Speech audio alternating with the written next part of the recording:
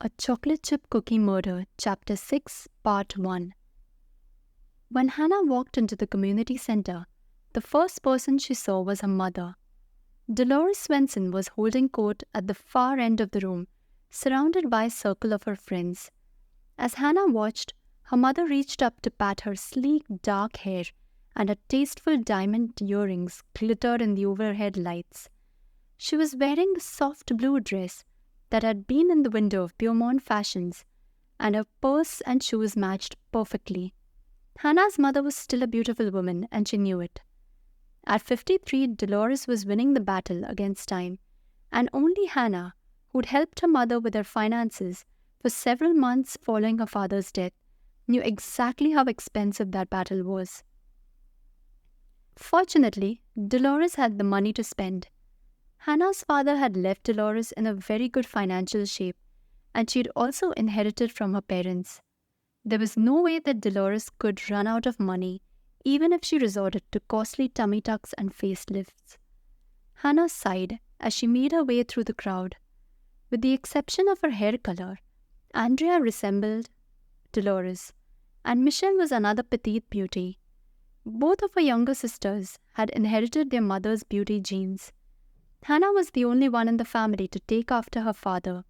She was cursed with this curly, unmanageable red hair, and she was at least 4 inches taller than her sisters. When strangers saw Dolores and her daughters, they assumed that Hannah was adopted. Dolores was laughing at something that one of her friends had said. Hannah waited until the group of ladies had disbanded, and then she walked over to tap Dolores on the shoulder. "Hi, Mother." "Hannah?" Dolores turned to face her. Her eyes widened, her mouth opened in a round O of shock, and she dropped her purse to grab Hannah's hand. "What is it?" Hannah began to frown. "I don't believe it, Hannah. You're actually wearing makeup." Hannah was puzzled by her mother's reaction. She had decided to wear the results of Luann's makeover to the fundraiser, but if she'd known that Dolores would react with such gaping-mouthed astonishment, she would have stopped at the cookie jar and washed her face. "You don't like it?" "It's such a change. I don't know what to say." "I can see that." Hannah bent over to pick up her mother's purse. "I guess I should have washed it off before I got here." "No, it actually looks good. You surprise me, Hannah. I had no idea you even knew what eyeliner was." "I must have hidden depths." Hannah grinned at her mother. "Tell me the truth, Mother. Do you really think it's an improvement?" "It certainly is. Now, if I could only convince you to dress better, you might actually—" Dolores stopped speaking and her eyes narrowed. "I know you hate makeup, and there's only one reason you'd go to all this trouble. Tell me, dear, did you do this for Norman Rhodes?" "Norman had nothing to do with it. I drove out to see Luann Hanks, and while I was there, she gave me a makeover." "Oh." Dolores looked disappointed. "Well, I think it looks very nice on you, dear. If you'd put on makeup and get all dressed up more often, it might make a real difference in your life." Hannah shrugged and decided to change the subject before her mother went into one of her lectures. "Have you seen Andrea? I really need to talk to her." "She's here somewhere. I saw her over by the refreshment table a few minutes ago." "I'd better go and find her." Hannah prepared to make her escape. "See you later, Mother." Hannah searched the crowd, but she didn't see Andrea. She had decided she looked for her sister later and headed off toward the refreshment table, which was set up on the side of the room. She was shirking her duties, and Lisa would probably be eager to get home to her father. "Hi, Hannah."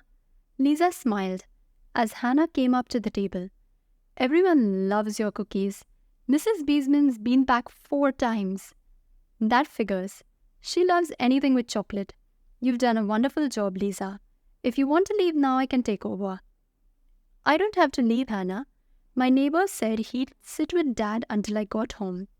Besides, I'm really having fun." Hannah had trouble believing what she'd heard. "You think serving coffee and cookies at a political fundraiser is fun?" "It's great. Everybody's coming over to talk to me, and they're really friendly. Go ahead and circulate, Hannah. You might be able to drum up some new business. Okay, but consider yourself on overtime. Hannah gave her a long, level look. If this was Lisa's idea of fun, she really needed to get out more. I have to talk to Bill. Have you seen him? Not yet. Your sister said he'd be late. I guess there was a whole lot of paperwork for him to do. Do you want me to tell him you're looking for him when he gets here? Yes, thanks. Hannah needed to tell Bill about Daniel Watson, but in the meantime, she might be able to find out why Daniel was with Ron when he stalked the school schooler. How about Coach Watson's wife? Is she here? They were both here a couple of minutes ago. Coach Watson said he just got back from a basketball clinic. He was gone for 3 days. Hannah's mind was spinning as she set off to find Andrea. Coach Watson had been gone and Daniel had been with Ron early this morning. Hannah didn't want to believe that Ron was the type to have an affair with another man's wife, but that was the obvious conclusion. Andrea was talking to Mrs. Rhodes, but she excused herself when she saw Hannah. What happened to you? You look fantastic. Thanks, Andrea. Do you have a minute? Of course I do. Andrea led the way over to a less populated corner of the room. What? Why are you wearing makeup? Luann Hanks gave me a makeover, and I didn't have time to wash it off. That's why I needed to talk to you. When I was out at Luann's, I noticed that her daughter doesn't have many things. I was just wondering if you had any of Tracy's old furniture and toys that you could give her. Of course I do. I saved every single thing she outgrew. I'd give it all to Luann in a heartbeat, but you know how she is about taking charity. No problem. I told her that you were hauling some of Tracy's things to the dump, and I asked her if she'd mind if you dropped them off at her house instead. And she agreed? Only after I said that you didn't have time to go through the boxes, and it was a real shame that all that nice stuff would be rotting out at the dump. She's going to pull out what she can use and take the rest to the thrift shop. Good job, Hannah. Andrea reached out to pat her on the back. I didn't think you had a devious bone in your body, but I guess you must have learned something from Mother.